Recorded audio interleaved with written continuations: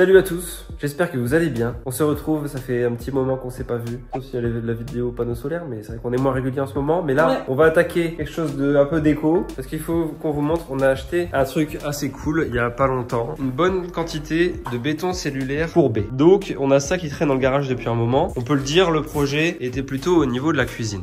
On va pas forcément détailler parce que ça arrivera peut-être bientôt. Mais on avait un projet autour de la cuisine avec ça en fait. Et en fait, comme on n'arrive pas à décider au niveau de la cuisine, que finalement ça va prendre plus de temps, on s'est dit, bon bah ces blocs, il faut quand même les utiliser. On a d'autres idées avec. Ouais. Et il faut vider le garage parce que le garage, on vous a pas dit.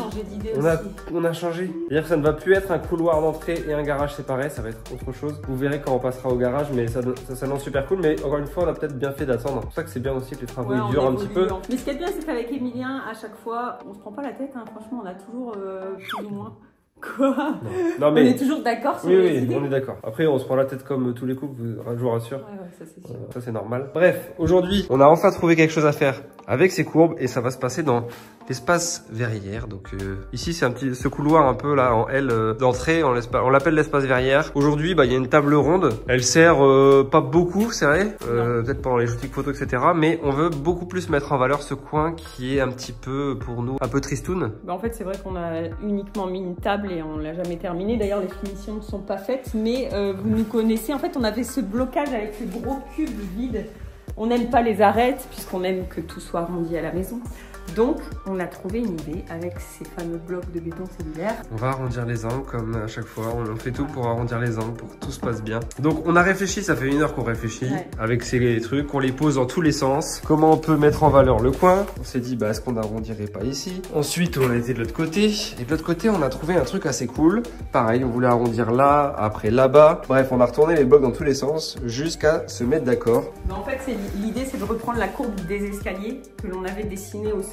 Ouais. On va reproduire en fait cette courbe là sur le mur et on va venir adoucir en fait le mur et casser en fait cet angle qui ne sert à rien. On va supprimer l'angle, mais on va aussi mettre en valeur le mur. Du coup, en faisant une longue courbe. Et l'idée, donc, c'est évidemment de faire une continuité avec ce bout de mur là, de faire une continuité là, voilà. Là et de venir ensuite tomber dans ce mur là et faire une continuité aussi, c'est à dire qu'on veut pas de rebord ici. Donc pour ça, il va falloir qu'on triche. On va couper le mur.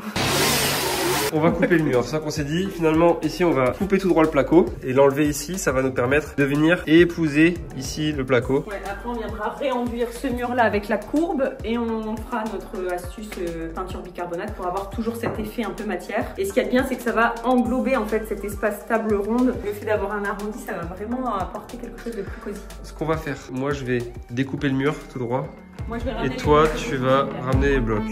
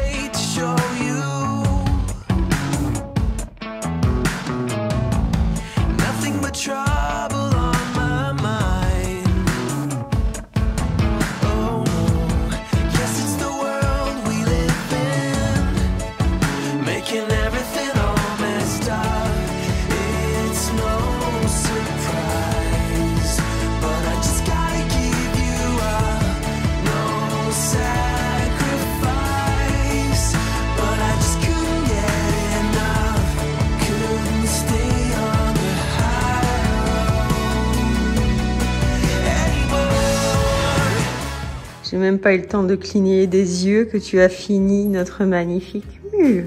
Je t'ai laissé tout seul, le temps de faire à manger, et franchement, ça va vite quand même. C'est trop bien à travailler, je trouve, le béton cellulaire, c'est hyper facile à couper. Les formes sont déjà faites, donc... Parce qu'en placo, il aurait fallu mettre des rails quasiment tout le long, renforcer les rails parce que c'est haut, strier le placo pour l'arrondir parce qu'un double arrondi comme ça, impossible, rattraper ça à l'enduit, les stries, enfin, quasiment impossible. Non, mais au moins on a expérimenté les deux, c'est-à-dire que mur arrondi en placo, on a testé, et là, c'est cool. Justement, après avoir expérimenté, ce que je dis, c'est que ça, c'est beaucoup mieux. Oui, ça coûte plus cher, mais plus coûteux aussi. Gagner. Ouais. Et en fait, oui et non, enfin, quand tu vois la quantité de rails qu'il faut pour ça, déjà en budget, et le temps passé, le temps c'est de l'argent. Exactement, bon, c'est pas mal.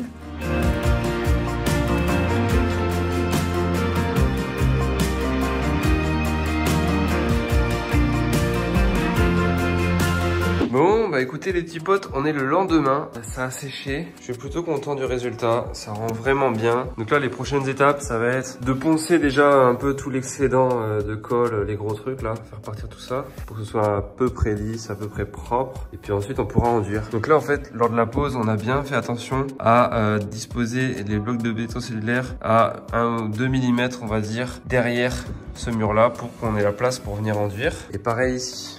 Là, on voit bien que on est plus profond au niveau béton cellulaire. Comme ça, on aura tranquillement la place pour venir enduire. Donc, on va utiliser un enduit pour les murs. Et on viendra ratisser avec un enduit de lissage. Voilà. Et en haut, vous inquiétez pas. Donc là, on voit le bois, mais je vais venir enduire la partie de la poutre qui est dans l'arrondi, en fait, pour qu'elle s'efface.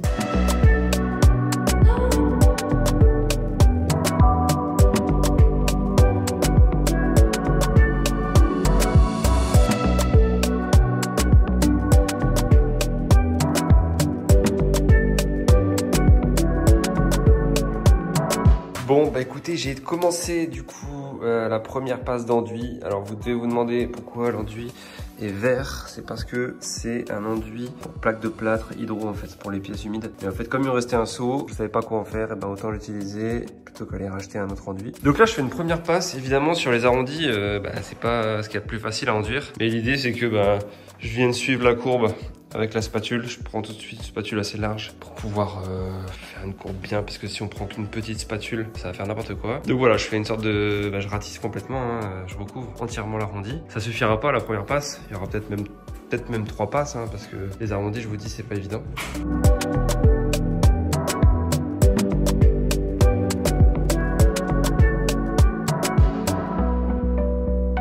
Bah écoutez, on commence à être vraiment pas mal. Là, je check un petit peu avec ma lumière. Jamais de profil. Il y a des choses qui se voient avec un spot comme ça, rasant, mais qui se voient jamais dans la vraie vie. Mais ça, cette tolérance-là, on la prend un peu avec l'expérience. Donc là, j'arrive à voir à peu près. C'est cool, c'est cool. Donc j'ai encore un petit coup d'enduit. Simplement sur cette ligne-là, je sens un léger creux tout le long. Donc là, je vais passer avec une spatule, je mets dans ce sens-là, combler un petit peu ce creux, vraiment pour avoir un truc parfait. Voilà, je vais quand même faire 2-3 retouches et puis après c'est fini. Et puis on passe enfin à la peinture et on aura terminé avec cet angle. Cet angle, ce qui n'en est pas un. Plutôt, à la base c'était juste un mur et on en a fait une vague. Bon alors, où on en est sur ce mur arrondi? Alors déjà, je valide 100% le béton cellulaire, etc. Ça marche super bien. À enduire, ça marche très bien. Là, j'ai vraiment un résultat ultra lisse. Néanmoins, j'ai quand même mis quelques couches. Donc il y a une première couche grossière, j'ai tout recouvert, foncé. Ensuite une deuxième couche, notamment aussi la jointure entre le mur et là à rattraper. Donc là il y avait un peu plus d'épaisseur et tout. Et ensuite une dernière couche que vous avez vu au rouleau. Donc la technique du ratissage. J'ai roulé au rouleau de l'enduit partout et j'ai repassé un coup de lame. Et là, j'avais un truc parfait. Donc ça s'est fait un peu en 3 fois en termes d'enduit. Pour des courbes, je vois pas comment on peut faire moins. Et si on l'avait fait avec du placo strié, je pense que ça aurait été encore plus compliqué. Donc là, c'est l'avantage du béton cellulaire courbé. On arrive vite à avoir un enduit arrondi sans avoir des cassures, des stries que pourrait faire le placo en fait. Donc là, vous allez peut-être vous dire, ça coûte cher quand même pour ce que c'est. Je suis d'accord. Si vous n'avez pas une vraie démarche d'ajouter un élément déco dans la maison, c'est pas forcément donné. Mais nous, on a envie d'expérimenter, c'est le but de la chaîne, etc. Donc ça fait partie de la démarche. Donc on se permet aussi de tester des choses, de tester des éléments qu'on voit pas partout. Le béton courbé, on n'avait jamais vu ça. Donc on s'est dit, il faut qu'on teste. En tout cas, en termes de résultats, c'est vraiment validé. Donc là, je vais pouvoir passer à la peinture, les amis. C'est nickel. T'en penses quoi? J'ai changé d'avis. Vas-y, j'ai peur là. Tous les jours, elle me sort une surprise comme ça. Vas-y. En fait, c'est ce qui fait pas palpiter notre cœur. C'est ça que tu dis pas aussi, tu te plains, mais en fait, tu es là à toujours suivre mes idées. Je trouve que notre mur, il est incroyablement beau visuellement parlant quand tu tournes autour et tout ça. Mais quand tu regardes comme ça, il n'y a pas l'impact visuel que je voulais. L'arrondir sort pas de ouf. Mais aussi, c'est parce que c'est pas peint en fait. Papin? Jean-Pierre Papin. Et comme il n'y a pas la même couleur sur tout le mur, on voit moins la Non, rose. bah justement, quand on viendra peindre et qu'on viendra tout lisser comme ça, tu verras qu'en fait, il va disparaître. Ce qu'il faut. Qu'est-ce que tu veux faire? J'ai une idée en tête depuis longtemps. Répamine nous avait donné 2 gros bastins pour réaliser des escaliers. Je sais pas si vous vous souvenez, je mets une petite photo ici. Ouais. Je lui ai dit de ne pas les jeter et de les garder. Donc ils traînent à la cave, mais c'est des bastins de 6 mètres de long. Et je me suis dit que j'allais en faire des étagères. Ça me paraît évident. Parce qu'en fait, le bois est vraiment très massif. Et en fait, le bastin, on va l'arrondir avec la défonceuse et ça va faire des étagères. On va les foncer au brou de noix, ça va faire des étagères vraiment massives. Suis-moi. Qu'est-ce qu'elle va nous faire? Donc les bastins, en fait, hop, on va en prendre 2 et ils vont venir défoncer mon enduit Défoncer que l'enduit. j'ai chié à faire. En gros, on trace multitool un carré et ça rentre dedans. Et comme ça, visuellement, la poutre, en fait, elle va reprendre la courbe de notre mur. Ouais, d'accord, mais le problème, c'est le bastin, il est super lourd. Donc là, je veux bien, il va poser là. Mais à l'autre bout, le bastin, Ouais, comment il ici, tient, tu quoi? te souviens, j'ai acheté chez Leroy Merlin il y a des mois. J'avais acheté des embouts. Ça s'achète individuellement. C'est des embouts comme Ikea en métal. Non, Rachel, non. Dites-lui en commentaire. Et Elle veut mettre un bastin hyper lourd, Mais il d'accord? tient là. Et elle veut le mettre avec une tige sur du placo comme Mais ça. non, il tient là de base. Donc il y Non. aura juste un point d'accroche là et tu peux Non, même pour en moi, mettre il faut mettre une tige dans la brique derrière ou rien. Tu tiens pas un bastin qui fait 50 kilos. Dans l'abus tout le temps. Non, mais déjà, est-ce qu'on va les bider, les étagères, pour faire ressortir le Ah, mais dedans? oui, on va l'aider. Ah non, on prend pas un air abattu comme ça. C'est soit oui, j'adore. On commence même pas à zoomer sur ma grosse tête là. Bon, on fait ça? Ça va être. En fait, déjà, j'aimerais arrondir la poutre. On a notre mur arrondi, il est comme ça. Et il y en aura une plus longue en dessous. Tu vois? Hop. Petite bougie, petite décoration. Je suis fatigué là.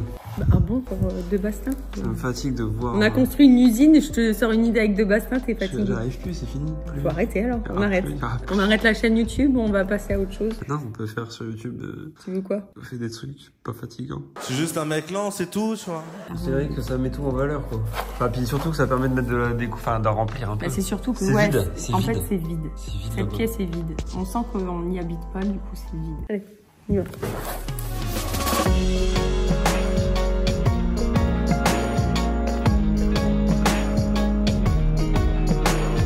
Bon, voilà les fameux bastins. Donc, ils avaient servi à créer l'escalier temporaire, d'où le fait qu'ils sont coupés en biseau. D'ailleurs, il reste dessus ces trucs-là. Faudrait peut-être que je les rende à Répamine. Guillaume, est-ce que tu veux récupérer ça? Dans ces bastins-là, on va les transformer en étagères. 7 d'épaisseur. Et en longueur, il va falloir la définir. On arrondit les angles. D'ailleurs, là, le bois, il est assez dur. Donc, j'espère que la fleureuse, ça va aller. Et d'ailleurs, est-ce on les poncerait pas et on ferait, au lieu de faire un angle, tu sais, un petit angle arrondi comme d'hab, trop droit, est-ce qu'on n'irait pas directement à la ponceuse et on ferait comme des poutres en chaîne, tu sais, un petit peu cassées? Parce qu'on peut aussi arracher des bouts et venir poncer et avoir... On peut aussi faire ça. Bon voilà, on a coupé les 2 bouts. Avec un bastin, on a réussi à faire les deux étagères. En sachant qu'on va encore recouper. Là, on l'a coupé à l'arrache pour pouvoir la positionner sur place et voir si ça nous convenait. En tout cas, c'est un bois très dense. Un bois d'arbre. Je ne suis pas un arbre. Alors Emilia est en train de faire un test sur une chute. En fait, on aimerait que toute l'arête soit irrégulière, comme nos étagères dans le salon. Ou comme notre salle de bague. Ouais. On va comme d'hab arrondir à la fleureuse un rond. Ouais, ça va être Mais trop ça propre. fait toujours trop propre, trop lisse, pas assez organique. Alors que là, on fait des coups comme ça au ciseau à bois. Et après, on reponce. Et là, tout de suite, on a de la matière, quoi. On a vraiment un côté un voyage. peu plus rustique. J'ai une ponceuse à bande qui est encore emballée. Regarde ça, c'est très bien. J'ai jamais utilisé encore. Parce que ça ponce très bien. Et tu la prends comme ça. Et comme les sculpteurs, ils prennent ça, quoi. Et ouais. tu viens arrondir, tu viens travailler. Pour moi, une ponceuse à bande, ça enlève justement des millimètres sur toute une matière régulièrement. Ben là, comme c'est vraiment dégueulasse, c'est ce qu'on veut faire. Là, c'est un peu trop brut. Donc là, on la passe la ponceuse pour relisser un peu. Et après, on fait un grain. Tu vois ce que je veux dire? Ouais.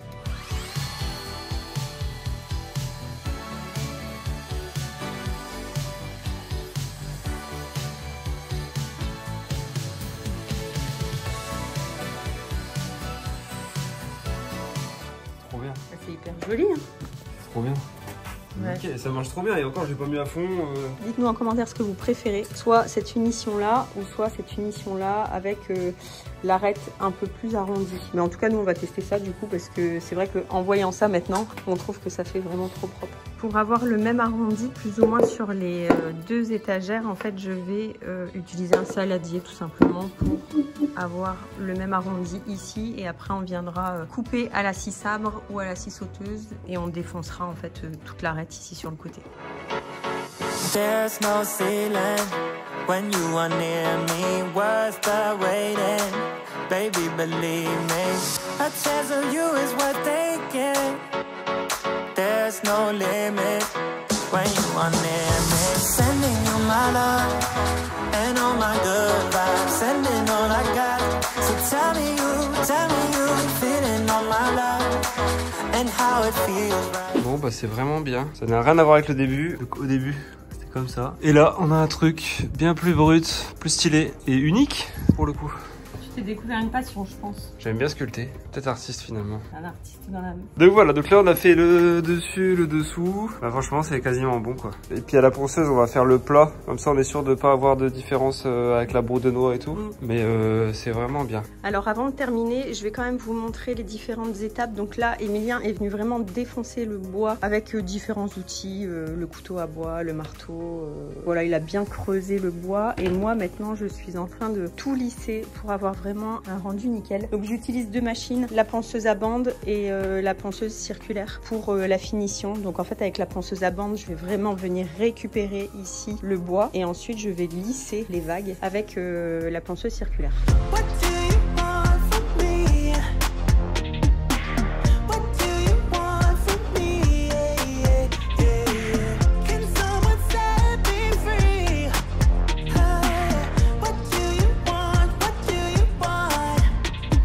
Bon bah on a fait nos deux trous pour glisser nos étagères. Et là de ce côté là, je pense à mettre une tige filetée en fait dans la brique, dans le mur derrière. Et faire glisser simplement la planche au travers de la tige filetée. Voilà, donc je pense que je vais commencer par faire un trou de 6 cloches là, donc il sera caché là où il y a la planche. Et puis je vais aller percer le mur.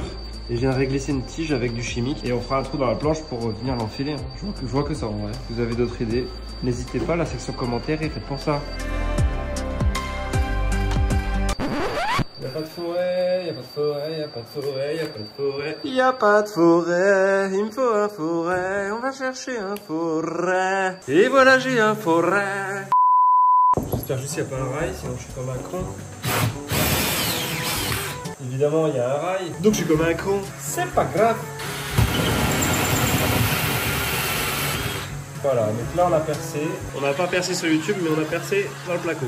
Ça. Ok, donc là j'ai percé le mur en brique qui est derrière le placo pour venir ensuite insérer une tige filetée. Et tige filetée que je vais fixer directement avec du scellement chimique. J'ai pris du scellement chimique, l'avantage c'est que ça sèche rapidement. En 4 minutes on peut plus le bouger et en 20 minutes c'est sec. Ça c'est quand même très pratique. Donc ça vient s'injecter directement dans le trou qu'on a fait et ensuite on vient y glisser la tige filetée.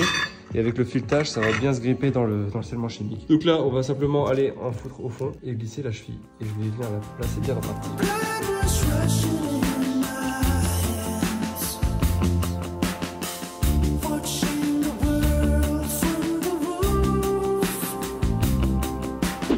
Très bonne idée mon amour. Et tu l'as bien embelli mon idée. Comme quoi on est complémentaires. On a quand même beaucoup de chance de travailler en couple, d'être tout le temps ensemble et que ça se passe bien. Bon, il y en a qui comprennent pas comment on peut bosser en couple. Hein. Bah, il y en a plein qui nous après disent. je comprends aussi, hein. Il y en a qui ont besoin de leur menu, on se complète. Je pense que ces planches vont vraiment être magnifiques. Bon, celle-ci il reste à poncer les deux sous-faces au-dessus en dessous. Évidemment broue de noix pour les foncer. On va pas les laisser aussi clair. Et moi mes chevilles chimiques sont en train de sécher. Pendant qu'elles sèchent, je vais venir commencer à percer. Donc il va falloir que je fasse un trou ici sur la tranche. Par contre, tu penses quoi de peindre le mur et l'arrondi avant de mettre les étagères?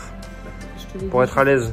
Non mais t'avais dit les étagères, mais le mur aussi. Il y a une heure je t'ai dit on n'installe pas nos étagères tant qu'on n'a pas peint le mur. Bon bah on va faire un coup de sous-couche et je pense qu'on va attaquer la peinture. Hein. Tu finis juste de poncer les surfaces, les au-dessus en dessous. Il faut que je mette du brou de noix aussi le temps que ça sèche. Les brous de noix.